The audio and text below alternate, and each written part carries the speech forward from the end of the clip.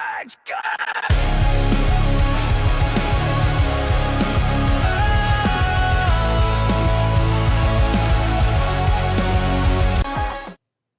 What's going on, everybody? Welcome to the Rec Nation, guys.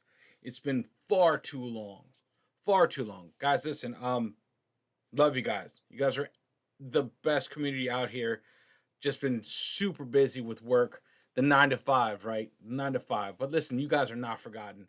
We're coming in hot with another one of the Fat Electricians videos. One I haven't had the time to check out. This is America's Savage Submarine Commander, Mush Morton, and the USS Wahoo. Wahoo? Anyway, listen, it's another one of Nick's stories, unknown to many, but now thankfully brought to the surface, brought to the forefront. So important. So listen, this is a 47-minute video. Before I even start this, guys, make sure you go check this video out. I'm sure you guys have, but make sure you check this out on the Fat Electricians channel. Make sure you check out everything Nick and his friends are up to, not just on the Fat Electrician or the Fat Files, but also what he's doing with Echelon, that energy drink company, Bunker Branding, Pepper Box, all that stuff he's plugged into. I mean, they have, talk about an epic group of friends doing epic stuff. I mean, even Brandon Herrera is throwing his hat into the ring to run for Congress again. That's just epic. Big things happening in that community. Anyway, it's not about all of that. This is about learning something with Nick. I'm pointing this way because my monitor is there, and you'll see the reaction right there. So without any further ado, let me bring it up. Here you go. Oh, and before we start diving in and just checking Nick's video out, these are all the different channels that we have, that I'm on, that have content up there.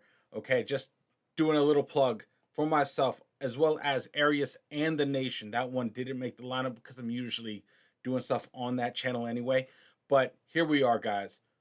Let's just dive into it. Ready? 3, 2, 1, let's go. World War II submarines accounted for approximately 2% of the United States naval fleet. Despite that, they are credited with sinking 50% of all enemies, totaling over 7 million tons. And this is how. Let's go. Today we're talking about Dudley Morton, aka Mushmouth, most commonly referred to as Mush Morton. Ladies and gentlemen, when the Japanese attacked Pearl Harbor, they crippled the United States Navy. The only thing that really escaped unscathed was the American carrier fleet and the American submarine fleet. The carriers avoided destruction because they were conveniently not at Pearl Harbor that day, and the submarine fleet escaped because they were deemed a low priority target. And that is because at this point in time, submarines were deemed almost exclusively a defensive weapon. But as the old adage goes, necessity is the mother of invention. America would forge new battle tactics, and a new breed of hyper-aggressive submarine commander and crew would be born. Incredible legendary warriors like Eugene Lucky Flucky and his crew of the USS Barb, Lawson Red Ramage and the crew of the USS Parch, and Dick O'Kane, the crew of the USS Tang, would all step forward and become heroes. But they were following the footsteps of the prototype, America's first hyper-aggressive submarine skipper, Mush Morton. A man that was originally deemed too timid and I love that. I love that. Man, our nicknames, the military's nicknames are just undefeated. Mushmouth. Mush Morton. Like, what? God. Love it. Love that. Conservative to be an effective submarine commander that was given a second shot at command for the sole reason that his commanding officer, and I quote, liked the way he shook hands. Come on, bring it in there. Tuck that. Yeah, I'm in there, dog. I'm in there, dog. You tucking it in there? But you tucked up. And with that second chance, he would take a defensive weapon and turn it into one of the greatest offensive weapons in history, changing warfare forever. And we're going to get into it right after a word from our sponsor. I am never going, I say this a lot, but it's true though. I'm never going to skip one of his ads. You know, I'm never going to. So I'm sorry, guys. If you can fast forward the video through it, but you know what? This right here to be sponsored, those are goals.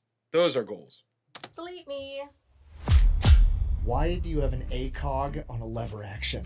Nick, there's rabbits and deer in my garden. All right, that explains the ACOG. Why does it have a suppressor? The boys are napping. I mean, I guess that makes sense. This video is brought to you by Delete Me. All right, here's the deal. Super simple, straightforward business model. You give them money, they turn around and make sure that data brokers on the internet aren't selling your personal information. What does that even mean? Okay, here's the entire internet and every free service on the planet inside of a nutshell. Okay, there's a saying, if you're not paying for the product, you are the product. What that means is pretty much anything on the internet that you use, that's a service, whether that be Google, Facebook, Instagram, Snapchat, all of it. Okay, it's all an app. So one of two things is happening. They're either going to feed you ads, and that's how that company makes money since their service is free, or they're going to collect your personal information, then turn around and sell it to data brokers on the internet, and then they're going to turn around and sell it to whoever buys it, and next thing you know, you're getting 17,000 robocalls every single day. And that's where Delete Me comes in. They will look through all the major data brokers and find the ones that are selling your personal information and submit opt-out requests on your behalf, and then they are legally obligated to comply. And then they'll continue to monitor these data brokers, and if they get your information again, Delete Me will submit an opt-out request again. Basically, you're paying Delete Me to get rid of all the downsides of all of the free stuff on the internet, which I think is absolutely worth it. If you want to check them out, I'll have a link and a discount code down below. Let's get back to the video. Let's do it. Our story begins in 1907 in Kentucky when a young Dudley Morton is born. He also had a brother. His dad worked for the coal company and had to travel a ton for work, and his mother suffered from a chronic illness that had her hospitalized fairly frequently. As Dudley and his brother grew up and became more energetic, more rambunctious, and more rebellious, his mother being sick and his dad being gone for work all the time, they simply could not manage to keep these boys under control, and they were forced to send them off to Florida to live with their wealthy aunt. Looked at my kingdom, I was finally there to sit on my throne as the Prince of Bel-Air. While attending high school in Miami, Dudley was kind of like the archetype of the all-American kid. He was handsome, he was good-looking, he was super popular, he played football, he was a standout wrestler, he was just the guy. After graduating high school, because the wealthy aunt and uncle were connected, they were able to secure Dudley a spot at Annapolis, the United States Naval Academy. While there, his classmates would give him his nickname, Mush Mouth, because they said it always sounded like he was talking with a mouthful of mush, and he had a famous party trick where he could supposedly fit 5 golf balls into his mouth and then recite Shakespeare. Also, while attending Annapolis, he would have his first run-in with what appears to be the main storyline, because as he continued to be a standout wrestler at Annapolis, he actually almost made the 1932 Olympic team, but in the selection finals, he was beat out by a man that he had previously beaten 32 times in a row. The main storyline shall not be interrupted, apparently. From there, he goes on to graduate Annapolis in 1930 at the age of 23 and is commissioned as an ensign. After his commission, he gets stationed over on the West Coast on the USS Saratoga, which is an American aircraft carrier, and while he's on the West Coast, he starts attending all these Hollywood parties, rubbing elbows with all the rich and famous people, has the time of his life. A couple of years after that, in 1932, he gets stationed on a heavy cruiser, the USS Chicago, and then a year and a half after that, in 1933, he volunteers to go to submarine school. While at submarine school, he kind of develops a reputation for not being the guy that does everything by the book. Check this out, man. Like, look, we're taking it back some, but like, look at that, man. Look how, like, man, like you see, like we saw footage of some World War II, like some World War II footage, right? And they had the boats and they had the airplanes flying, right? But this is wild. Where did they go? Are those biplanes? No, they're not. There's just a lot of wings of biplanes. Yes, Daniel, they were sending biplanes off aircraft carriers. Oh. Oh man. But anyway, I'm just like, look at the limited amount of dock space. And look, there's a plane flying in. I'm pointing. You guys can't even see my arm. But there's right there. There's a airplane flying in to land. It has to be flying. It's not falling off. Damn it. Flying in. Whatever. You know what? Poke fun at me. Tell me that doesn't look like a goddamn biplane. That doesn't look like a biplane. Right there. Right there. That for sure as shit looks like a biplane. That looks like a biplane to me, dude. That looks like a biplane to me. So, all right, let's get back into it. Sorry, guys. All the wow, come on. World War II footage that we've seen in the World at War documentary. Like, this is wild to me. Just how packed it really is. How did anyway? Anyway, let's get back into it. On the West Coast, he starts attending all these Hollywood parties, rubbing elbows with all the rich and famous people, has the time of his life. A couple of years after that, in 1932, he gets stationed on a heavy cruiser, the USS Chicago, and then a year and a half after that, in 1933, he volunteers to go to submarine school. While at submarine school, he kind of develops a reputation for not being the guy that does everything by the book. He doesn't really care for strict regulations, and he doesn't care about the dog and pony show that is the United States military. One day, the cadre at the submarine school decides that they are going to go through and they are going to search the officers' quarters, including Mush Morton's. He's kind of understandably pissed by this. Like, this isn't basic training. He's not some 18-year-old kid trying to hide contraband. He's a 25-year-old man that graduated from the United States Naval Academy. Why are we digging through my room like I'm a child? So he decides, fuck this. I'm going to get me and all my other officer buddies. We're just going to go rent a house in town, and we're just going to have a party house and do whatever the fuck we want all the time, and then we'll show up for school in the morning. His house ends up getting referred to as Stud Manor, and it is known for being a party pretty much 24/7. Despite that, somehow Mush Morton and all of his buddies living in this house had their grades actually start improving, and when he was asked how that was possible, he said it was simple. They had a strict policy. There was no women and no booze from midnight on Wednesday until after exams on Friday, and the rest of the time was just one huge party. My advice to you is to start drinking heavily. You better listen to him, Flounder.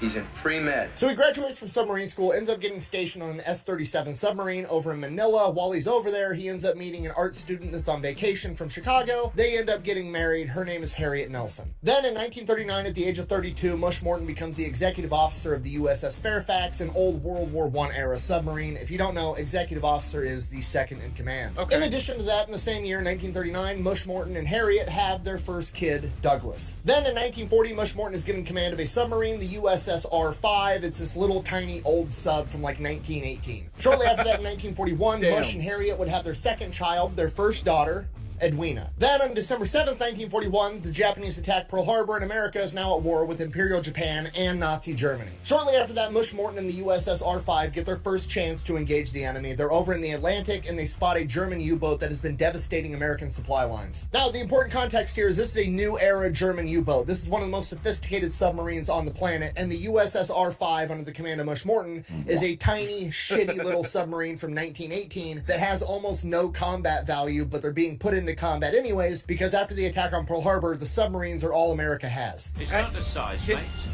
It's how you use it. Can you think about that? Like, can you think about that? Like, what a military thing.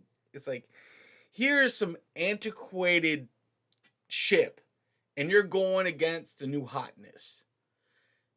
Man, that's crazy. I mean, you know how, like, you guys have seen that. I don't think we've had them on the channel, but like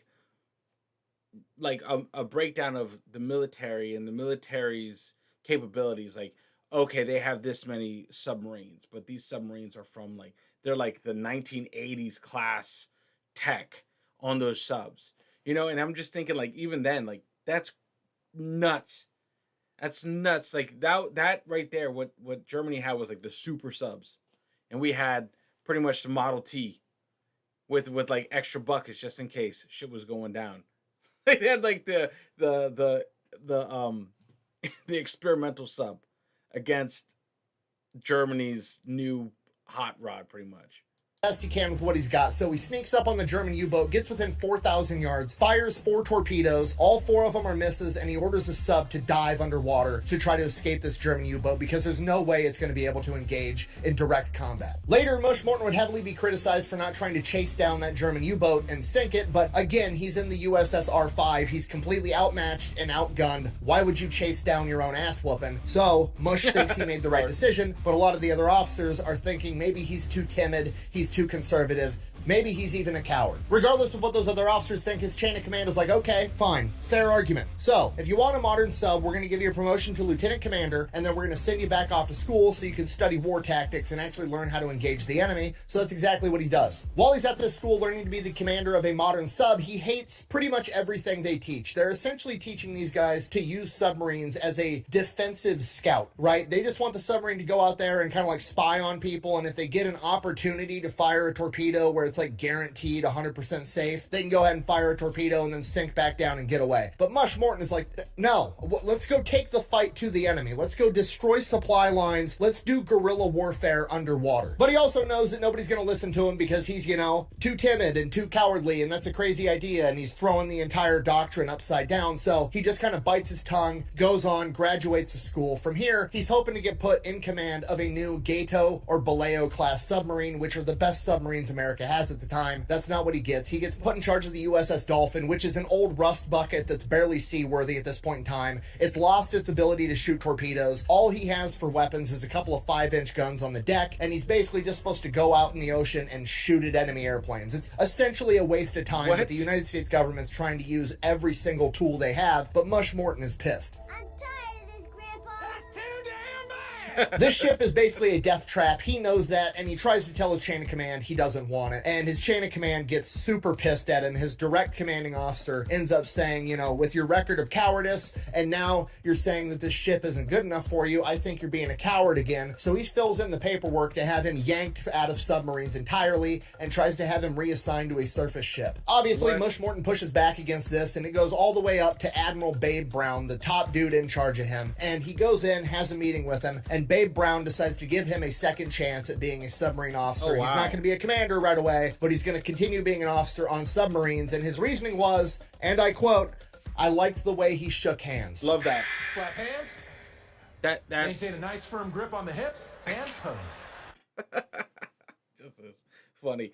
But you know, weirder things happen. It's the military. It's like it's weirder shit has happened. Weirder opportunities have elevated careers and paths in the military. Yeah, I like the way you shake your hand, like shake hands. Like, damn, dude. All right, go get them. You know, it's always something like that. These guys that Nick has on his channel, like, it's always something, right? It's never like the normal, like, hey man, here's Jim. Granted, it's not a very exciting story. Like, here's Jim. He did his thing. He racked up a bunch of stuff, and he went back to his average. Like, it's never that. It's always like crazy shit. Where does he find this stuff, man? He does his research, man. I'll give him that, man. Nick, man, one of the best storytellers on YouTube, period. Just a nice feeling between you and your teammate. And with that handshake, Mush Morton is assigned to a new Gato-class submarine, the USS Wahoo. Wahoo. So he reports to his new ship. The USS Wahoo is under the command of Commander Kennedy and the executive officer, Dick O'Kane. Mush and O'Kane immediately hit it off and become friends, and it doesn't take long for Mush to realize that not many of the other officers really care for Commander Kennedy. The guy had previously been a commander of a surface ship, didn't know a whole lot about submarines, whereas Dick O'Kane had been in submarines for years and years and years, and Commander Kennedy refused to listen to anything he had to say. Commander Kennedy was overly cautious to the point that he was just doing dumb shit aboard the USS Wahoo that made life miserable for the entire crew. Okay, I need you to understand this is a diesel-powered submarine. Okay, so it's got diesel generators. Those diesel generators charge a bunch of battery banks, and batteries require water. So having a lot of fresh water on a submarine was always a huge issue until this new Gato class, because the commander Ching Lee was placed in charge of getting shit done for the United States Navy, found out that they had developed these new distillers and had these distillers put in all the new Gato class submarines so they could make as much fresh water as they needed. Okay, this was huge. This meant that the Gato class submarines were always going to have fresh water for the batteries, and on top of that, they were going to be able to make more, so the crew would actually be able to have showers and wash laundry and do all the shit that would make life not as miserable while you're sitting under the water inside of a metal tin can with a bunch of other dudes sweating your ass off. Commander Kennedy, though, is like, well, those distillers use power and power uses fuel, so I don't really trust it. We're just not going to use the distillers, meaning we're not going to do laundry and we're not going to have fucking showers on this ship, even though the government just spent presumably millions of dollars getting us those capabilities to make life not as shitty aboard the ship. But Commander Kennedy's just like, nah, I don't trust it. The only fresh water we're going to have to do that shit with is we're going to take fucking buckets and stick them under the air conditioner condensers and catch all the dripping condensation, and that's going to be the fresh water that we're going to use. What? So the whole crew is obviously just pissed. It'd be like if your dad bought you a new car and then your mom told you to walk to school anyways. It's complete bullshit. On top of that, Dick O'Kane and all the other high-ranking officers can't stand the guy because he doesn't trust them at all. He literally Wow. has his bed put up on the bridge so he's always there, and he makes it his policy that there has to be 2 officers on the bridge running the ship at all times, which runs all those officers absolutely ragged. Dick O'Kane and all the other officers are getting 4 hours of sleep a night, and that's if they don't run into any enemies. It's just a complete nightmare. Regardless, they set sail, they get sent out to the Buka Strait, which is where a bunch of Japanese supply lines are going through, and they're supposed to disrupt the enemy. So they're on the Buka Strait near Bougainville, and they've been out there, they're just looking for Japanese ships. Everything's kind of going according to plan, and finally, Mush Morton's had enough of this no taking showers bullshit. He sends the order to some of the guys, fire up the distillers, I'm gonna take a fucking shower. So he goes, he grabs his bright ass red bathrobe and starts making his way towards the showers. Right as that happens, the alarm goes off. The USS Wahoo has spotted a Japanese convoy. So Mush Morton runs up to the deck. He's in his red bathrobe as shit's about to hit the fan. So he gets up to the bridge. Dick O'Kane and Commander Kennedy are up there as well. There's a rainstorm going on. There's lightning. You can't really see shit. The waters are rough, but there's an enemy convoy like 4,000 yards away, and they are in perfect position to set up an attack and potentially sink all 3 ships. Dick O'Kane wants to approach on the surface, being disguised by heavy rainfall and rough seas, and they have the right angle, but Commander Kennedy, wanting to be ultra conservative, is like, no, we're gonna dive now, and then we're gonna track him down using sonar, even though that there's, you know, rough seas and lightning and a bunch of other shit going on. That's just what he wants to do, and he's in charge, so that's what they do. The ship dives down, and within a matter of minutes, they've completely lost the Japanese convoy. And now, Dick O'Kane is fucking pissed. He's been in submarines forever. He knows how to set up these attacks. His commander does not know as much about submarines as him, and he absolutely refuses to listen. So he kind of goes, he confides in Mush Morton, and Mush Morton is like, dude, look, I completely agree. We need to take the fight to the enemy, get in their face, and basically do guerrilla warfare on the water. But in defense of Commander Kennedy, it's kind of sort of not really his fault, because this is exactly what they teach these guys in this submarine warfare school that I just got back from. They want them to be ultra conservative and do everything 100% safe. From this point, Dick O'Kane and Mush Morton kind of come to an agreement that they're going to document everything and try to get Commander Kennedy kicked off this ship so they can get... Ooh. Oh, man. But, I mean, okay. Let's just go back a little bit, right? Not trusting the distillers sounds stupid, right? But it's like when there's stuff that's expedited and put in, right? You're just like, do I trust it? Do I trust the military's expedition, right? Of this process of putting it on my ship? You know, I don't fall from too much for that. I'd be like, all right, I bet. It's kind of crazy. But if it's like proven to work, fuck yeah. I don't know a lot about subs. I am not a Navy guy. I'm an Army guy. Not a Navy guy. Army guy.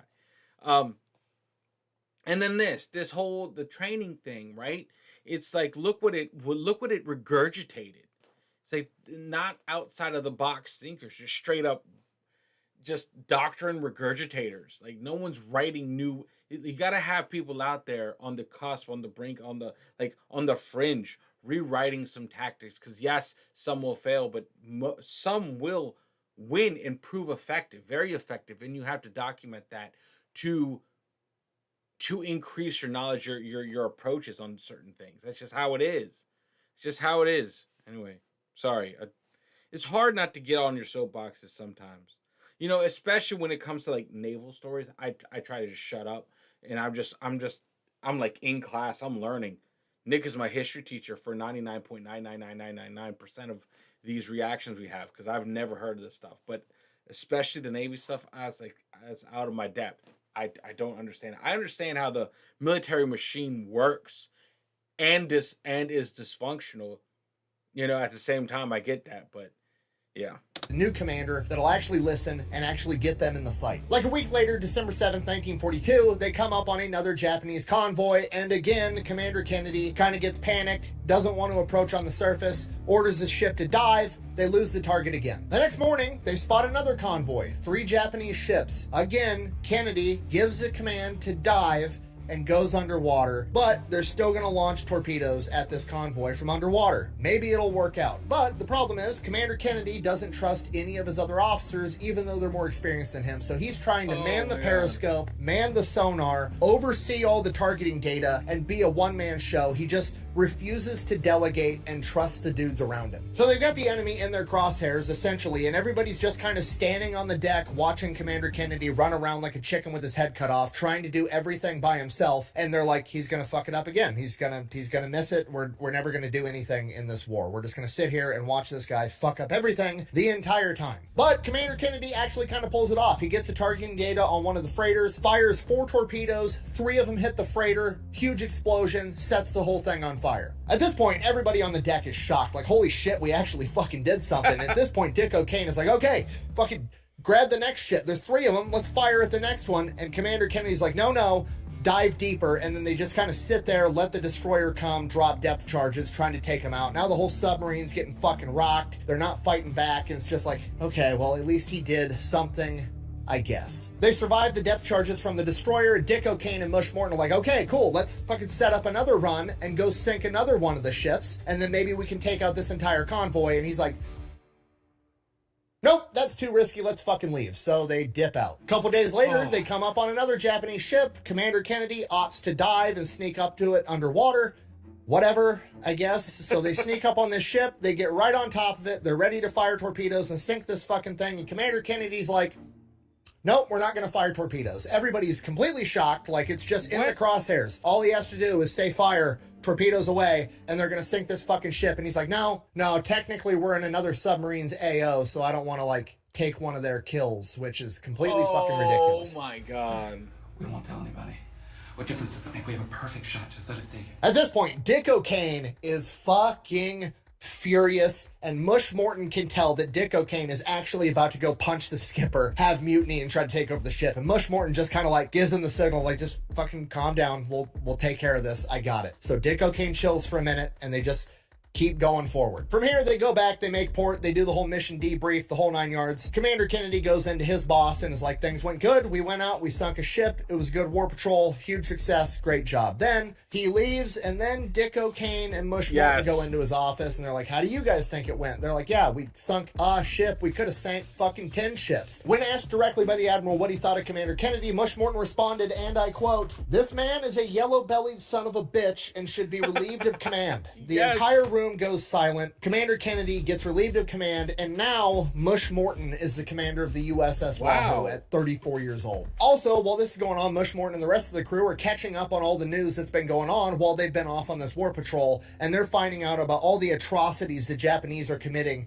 in the Philippines, Manila, all over the Pacific theater, how they're killing Americans, how they're torturing innocent civilians, and a hatred for the Japanese grows inside of all of them, especially Mush Morton. And that's partly because he was stationed in Manila for a while. He loved that city, he loved the people there, and now they're under Japanese control and they're being tortured. In addition to that, they received word that Dick O'Kane's former submarine, the USS Argonaut, had been sunk with all 110 men on board. And now he wants revenge too, and under Mush Morton, he's gonna get it.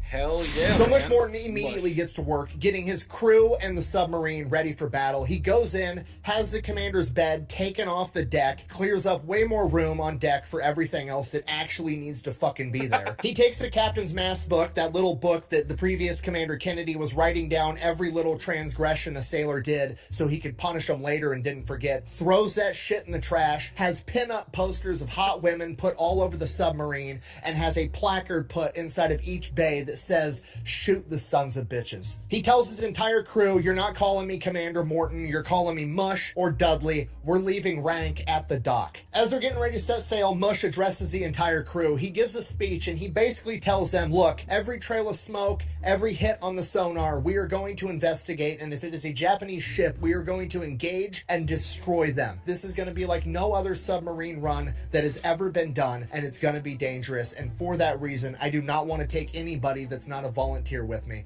I've given the yeoman authorization to have you move to a different ship if you want. You have 30 minutes to go report to him. I will have you transferred off my vessel. Nobody's going to judge you for it, but this is your time to get off my ship if you're not a volunteer. I love that, dude. Like, it's crazy what can be accomplished once you move the bullshittery of rank out of the way.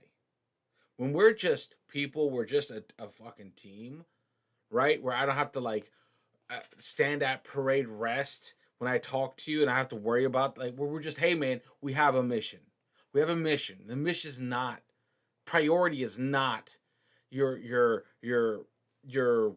like all the pageantry of, I get it, like, but that belongs on land. That belongs like where that belongs, not when we're knee deep in doing shit.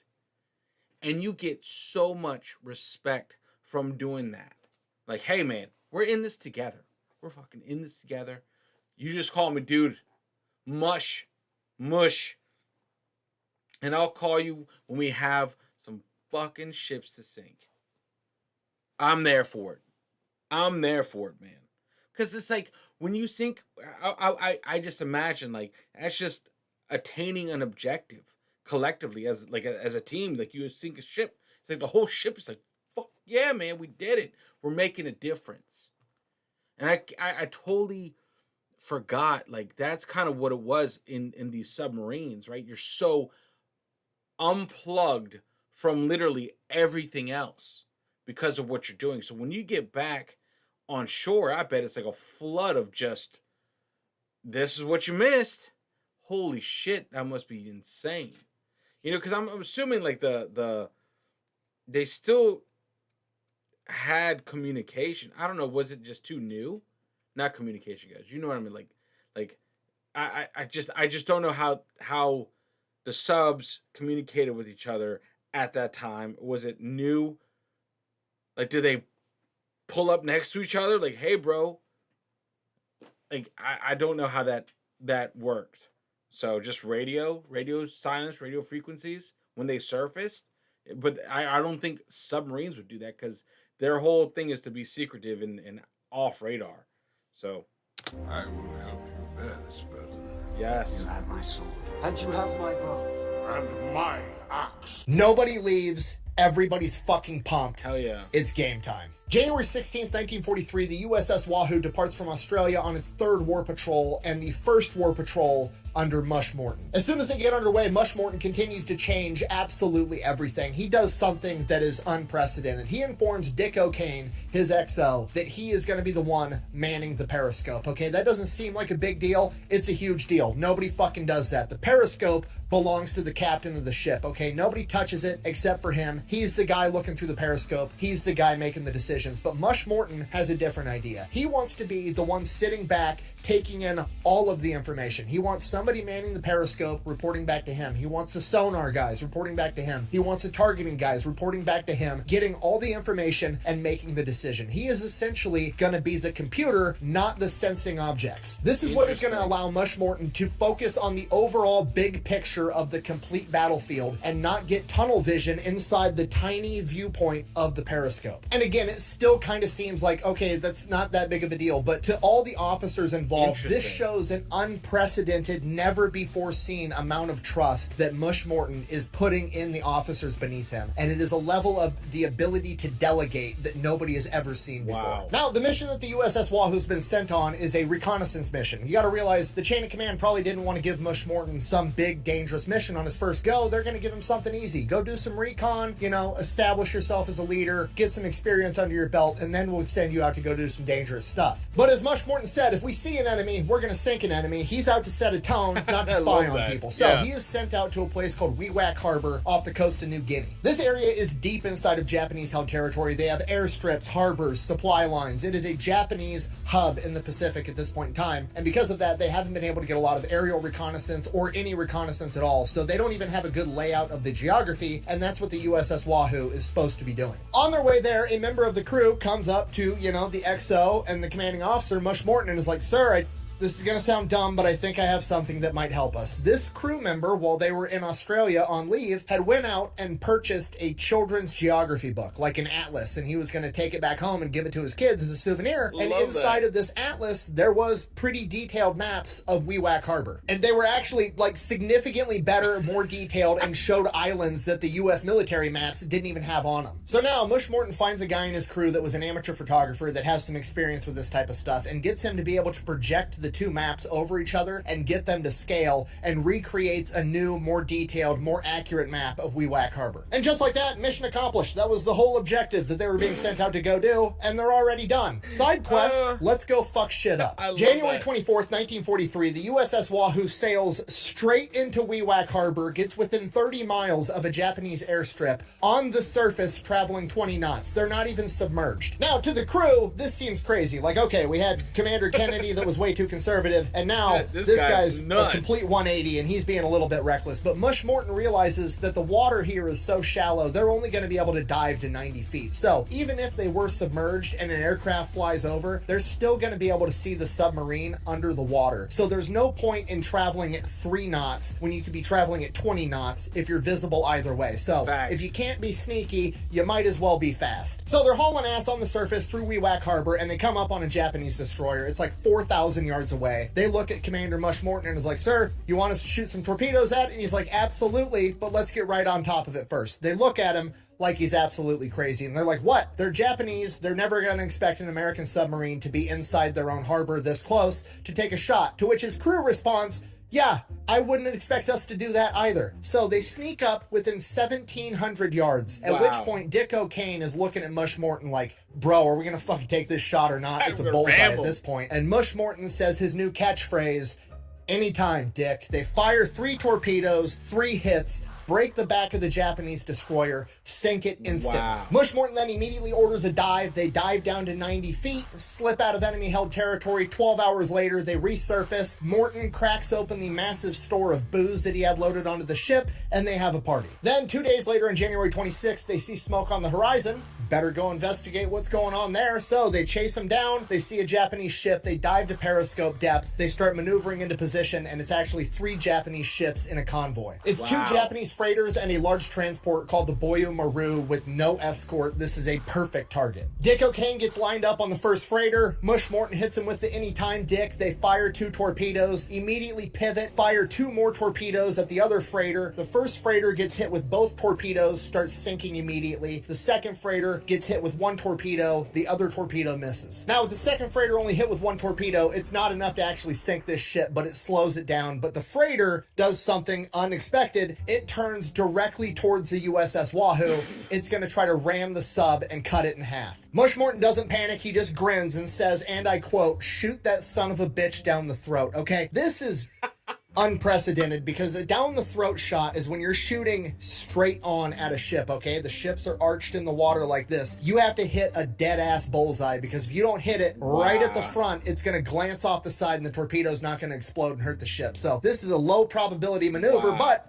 this is Mush Morton and Dick O'Kane. As the USS Wahoo's maneuvering to line up this perfect shot, one of the crew members accidentally fires one of the torpedoes prematurely. The Boyo Maru, not the freighter, the transport, sees this coming towards it and veers out of the way for fear that it's coming for it instead. And this exposes the Boyo Maru's entire broadside, at which point Mush Morton and Dick O'Kane are like, "Fire 2 more right at the broadside of that big-ass transport." Fire 2 torpedoes, 2 hits, cripples the Boyo Maru. It's going down now too. Problem, we still got this slow-ass freighter coming to cut us in half. So Wahoo lines up this shot again, fires 2 torpedoes at this freighter right down the throat. One of the torpedoes detonates early, and the other torpedo is a direct hit but doesn't fucking detonate. Mush Morton and the Wahoo have just had their first run-in with the infamous Mark 14 torpedo, which in early World War II absolutely fucking sucked. They were going off too early. They weren't going off at all. They were a pile of shit. Mush Morton gives the command. They dive as fast as possible to 100 feet, and the freighter drives right over the top of them and keeps going, trying to get away, traveling at like 3 knots. I missed you, Mama. Speed, Ricky Bobby, back! What are those things? The Wahoo resurfaces, but the batteries are drained. They're not going to be able to catch this freighter, so the Wahoo turns its attention to the crippled Boyo Maru, the huge transport, fires 2 more torpedoes. Another one's a dud. The other one detonates right below the smokestack, breaking the entire back of the ship. This ship is full of Japanese soldiers, sailors, and Indian POWs, and they all start diving off this ship as it rapidly starts sinking. From here, the USS Wahoo's on the surface. They've got the generators running, trying to recharge the batteries. They're going to chase down this freighter later, and Mush Morton makes the most controversial decision of his entire career. The crew of the Boyo Maru manages to get about 20 life rafts out and floating on the water, and Mush Morton, realizing that his standing orders are unrestricted submarine warfare, makes the decision that he's going to go out and take out all of those life rafts. They are in enemy territory. These guys are going to get picked up by another ship. They're going to get taken into Guadalcanal, and all these Japanese soldiers are going to be used to kill American Marines, and Mush Morton's not about to let that shit happen. So he pulls up next to all these life rafts and has his crew get up on the deck with a bunch of Tommy guns. Now, are you allowed to shoot at the crew of a downed ship? No, you're not. That's a war crime. However, you are allowed to shoot at the life rafts that they're inside of. And that is exactly what the crew of the USS Wahoo does. They open fire on these life rafts, trying to pop them, dismantle them, and that way these guys are going to be lost at sea. But the people on the life rafts start returning fire, at which point they're now enemy combatants and they're fair game too. Now, the extremely Oh my God. That's a tough one. But whatever. When you see red, right? When you see red, shoot the rafts. Oh, but they think we're shooting at them. Oh, do they? But once they shoot at you, you were just shooting at the rafts. Do they know that? Nah. But they shoot at you. Rules of engagement. You return fire, man. Fortunate side of this is that on that ship there were British Indian prisoners of war as well, and they are caught up in the crossfire. Now, we don't know exactly what happened, but we do know in hindsight that the Boyo Maru had about 1,100 men on board, and during the entire engagement, from the torpedoes hitting, the explosions from that, the sinking of the ship, the elements, drowning, and the gunfire, approximately 282 people died, both Japanese soldiers and POWs. Japan would later use this incident as propaganda, as a justification, saying that America was all a bunch of violent war criminals and that we were not abiding by the rules of war. And because of that, a lot of anti-war people would buy into the propaganda and also agree that Mush Morton was in fact a war criminal. Now, was this a war crime by today's standards?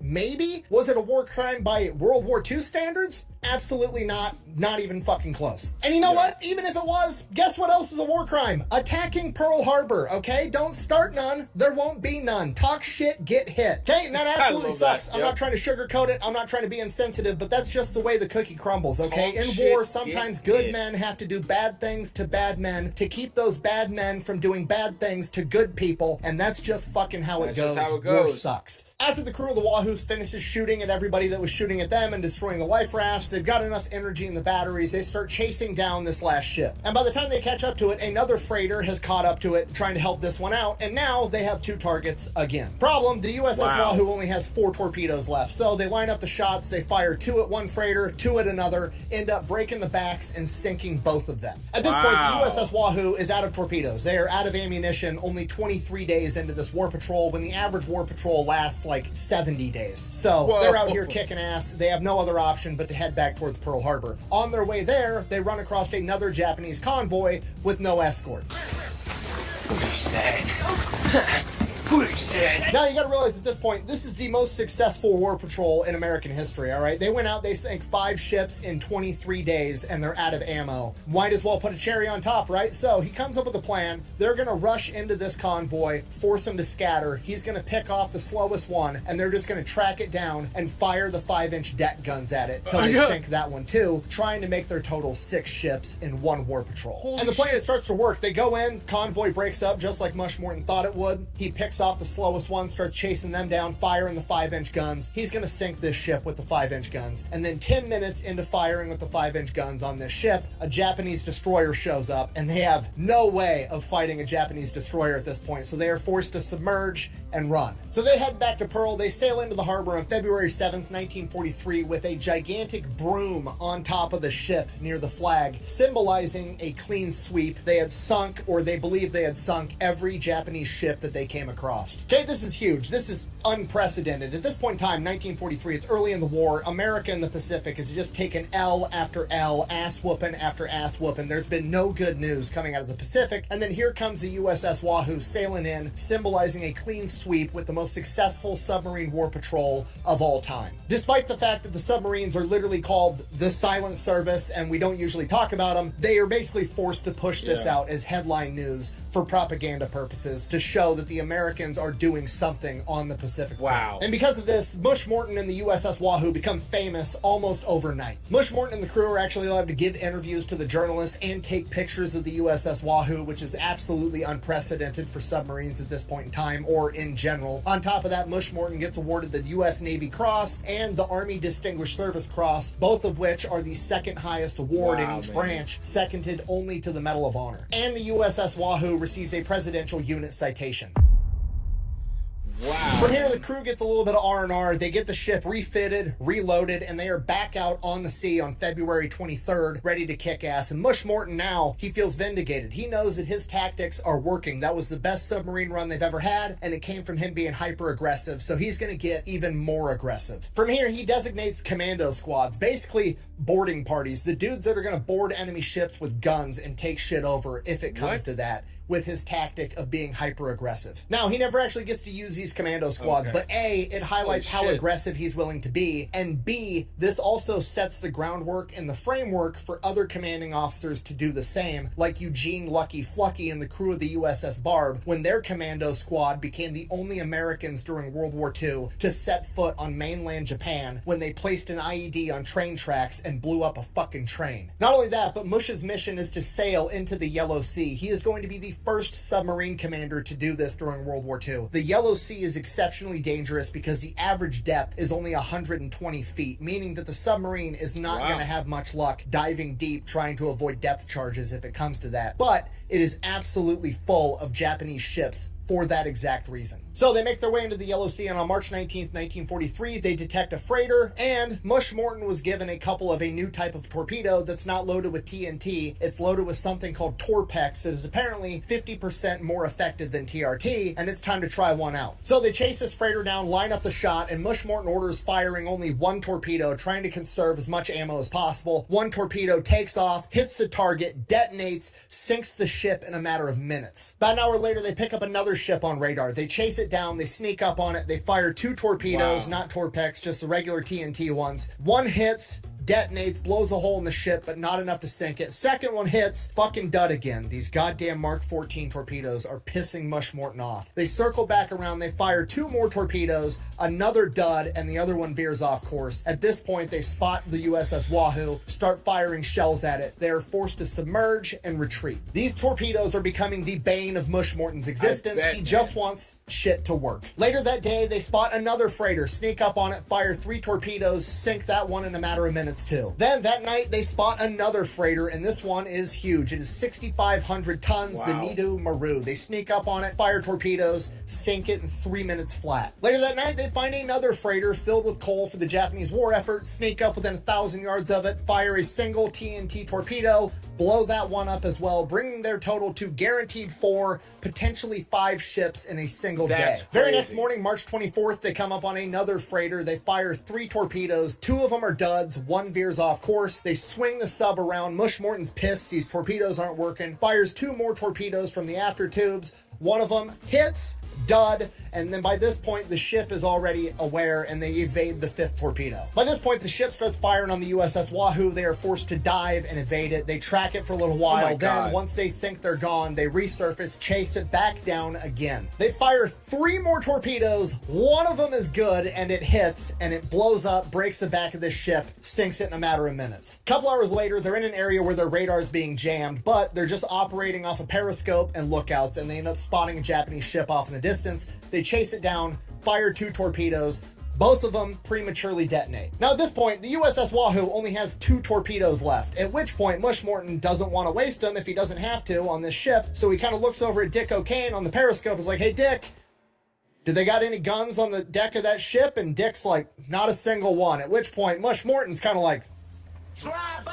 Mush Morton orders them to surface the ship. They're going to sink this motherfucker with the deck guns. They roll up and just start unloading on this ship with the 4-inch guns and the 20mm guns, punching this thing full of holes. It's dead in the water and burning. While this is going on, another Japanese freighter rolls up, and these guys have guns, so they think they're going to fight back. They start shooting at the USS Wahoo. USS Wahoo starts shooting back with the 5-inch and 20mm guns and wrecks that ship too. Obviously, this is not as effective as a torpedo, but over the course of a couple hours, both of these freighters end up sinking. Next day, they come across this little fishing ship, but this fishing ship has this comically large communications array on it, and they're like, that's a fucking scout. So they go, they engage, they open up on it with the deck guns, and at this point, they're so close, they're hammering this little ship, but this little fucking ship just will not sink. Mush Morton sends up the commando crews, but the ship is too rough for them to actually board it. So these guys run back down into the sub, they go into the galley, they grab a bunch of liquor bottles and make homemade Molotov cocktails and start throwing the Molotovs onto this fishing ship. This little ship was just taking so much fire, Mush Morton eventually decided, like, okay, I've wasted enough ammo on this thing, it's dead in the water, we've destroyed the communication array,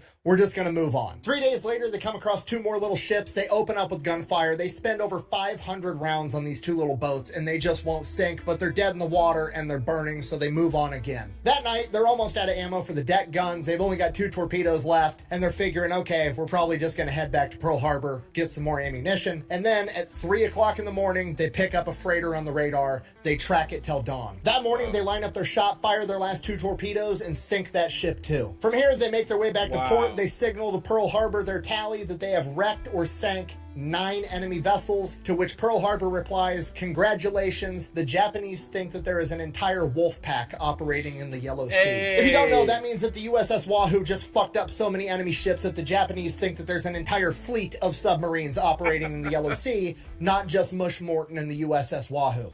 Don't really remember how many. Maybe one. On their way there, they actually get orders. They're not. I would be fuming. Oh my god. It would be like shooting your weapon and the bullets don't bullet. The torpedoes aren't torpedoing. I like oh man. You literally have one job. Explode. Just explode when I need you to explode. That's it.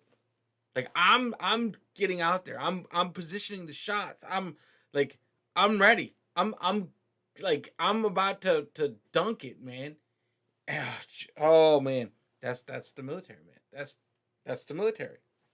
That's the military right there in a nutshell, folks. They're going to go to Pearl Harbor. They're just going to go to Midway, pick up more ammunition, and go back on their 5th war patrol. Once they get to Midway, do the full debrief. Morton ends up getting a 2nd Navy Cross for heroism, and Dick O'Kane ends up getting a Silver Star. But then, both of them get blindsided by one of their fellow officers, a guy by the name of McMillan. Now, this guy's been in submarines quite a bit longer. He's like 4 years older than Mush Morton. He's 8 years older than Dick O'Kane, and this guy's basically just butthurt that he's not running the show. So he tells Vice Admiral Charles Lockwood, oh, the missions were chaotic, and they were poorly planned and things could have went better than they did, to which Mush Morton basically replies, the mission speaks for itself. It's literally the most successful war patrol of any submarine in World War II at this point, and the 2nd most successful war patrol of any war patrol in all of World War II. They were only beaten later on by the USS Tang when it was under the command of Dick O'Kane. So McMillan basically gets told to eat a dick and shut the fuck up. From here, Vice Admiral Charles Lockwood starts referring to Mush Morton as Mush the Magnificent, and then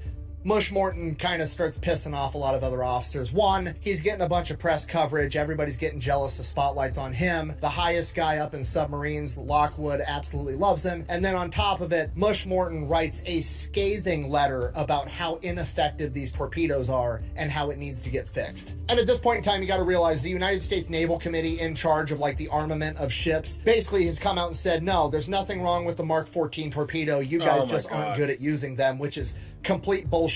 Every submarine commander and any dude that used a torpedo in World War II acknowledges that they're a giant piece of shit. But now that this is coming from Mush Morton, the most successful submarine commander and one of the most famous war heroes of World War II, it starts making a lot of waves and pissing off a lot of high-ranking officers because now they're getting in trouble. Regardless, the Wahoo gets restocked, refitted, and sets off on its next war patrol on April 25th, 1943. This time they're getting sent up to the Aleutian Islands because apparently there's a huge Japanese fleet up there and they want the USS Wahoo to go distress the enemy. I got you. It's better if nobody tricked. You don't know anything.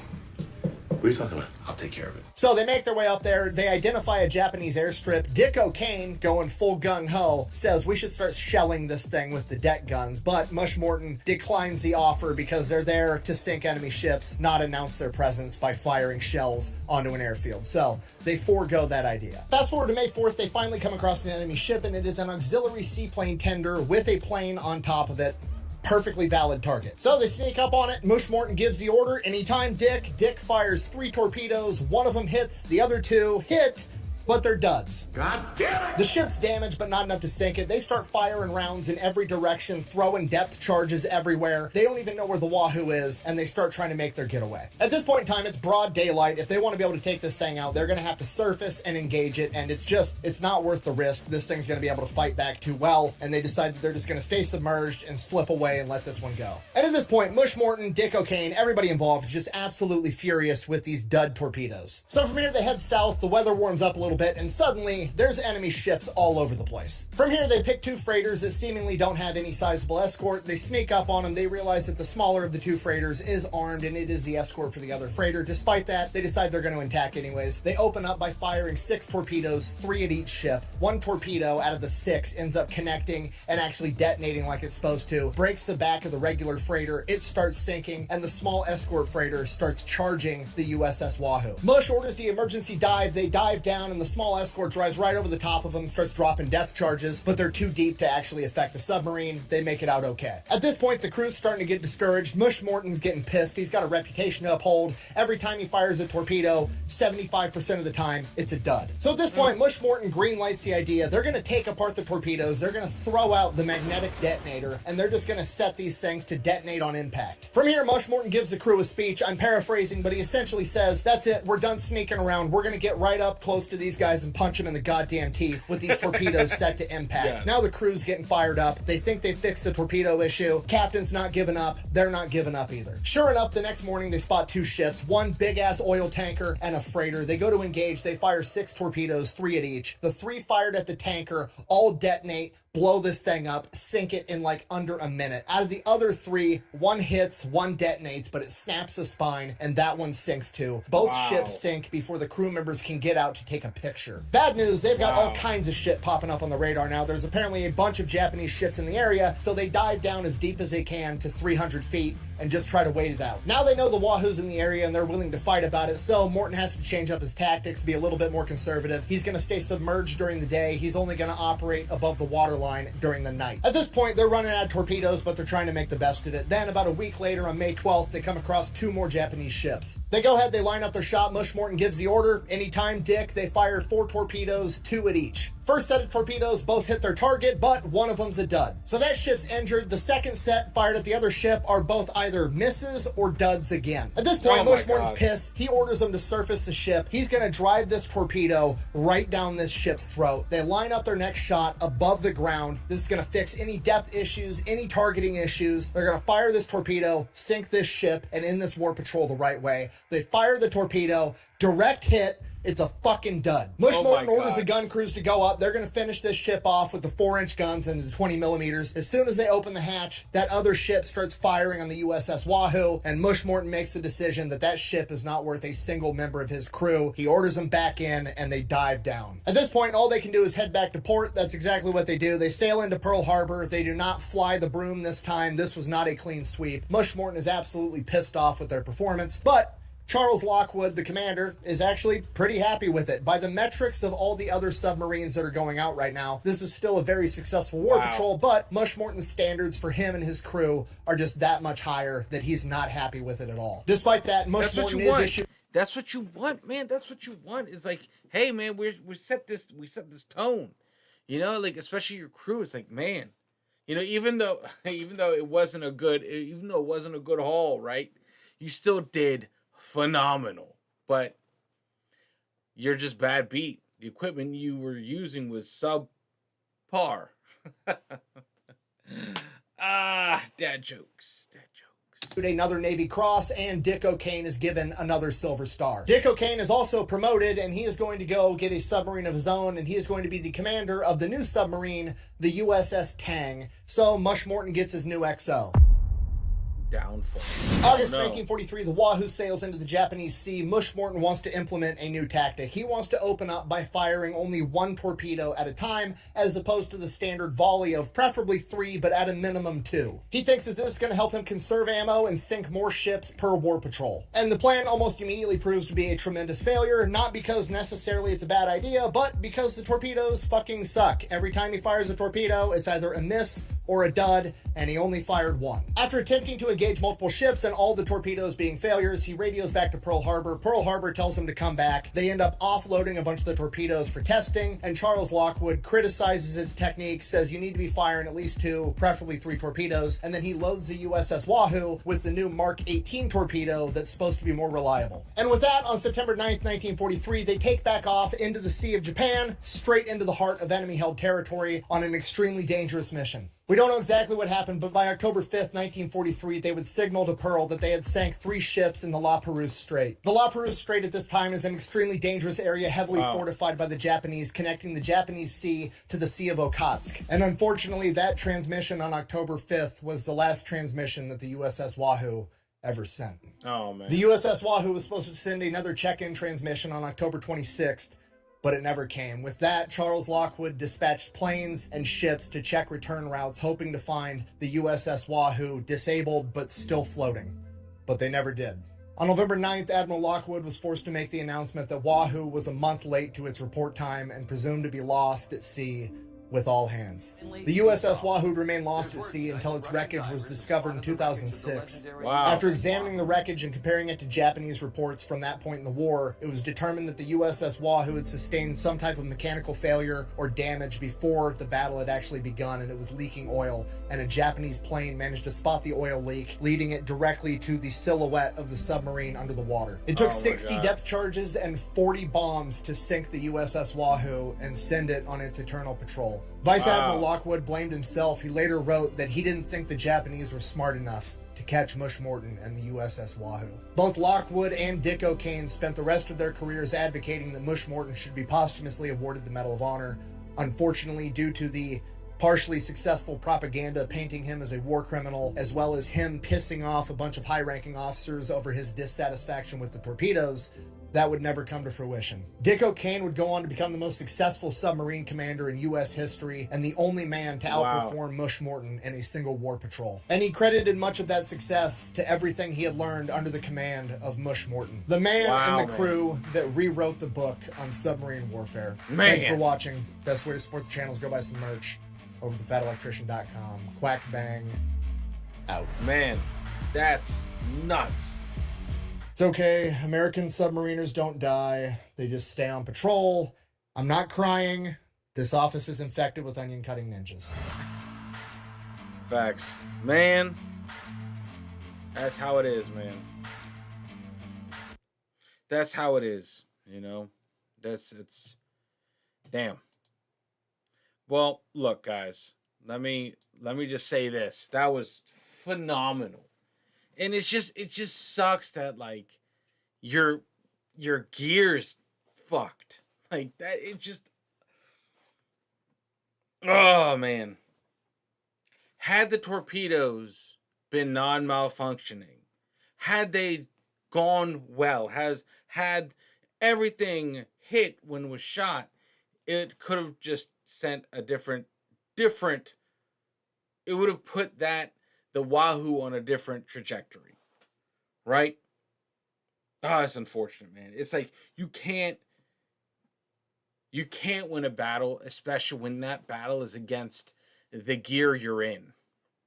You know, like there's nothing worse. There's nothing worse when, let's say, your rifle jams when you don't want it to. No, we never want it to. But let's say shit's messing up. It's just a bad day. Oh, man. Anyway, guys, I hope you enjoyed that. Thank you for just hanging out, watching this with me. You guys are absolute legends. You guys are legends. Slowly but surely, we are going to be uploading more to this channel steadily. I'm still trying to get the work-life balance, that 9 to 5, going back into it. It's demanding, but I'm here, guys. I haven't left. Just finally I was able to get something I wanted to do, which is put a video out here over on Rec Nation. You guys are legends. Make sure you unplug and do something legendary. Later, guys.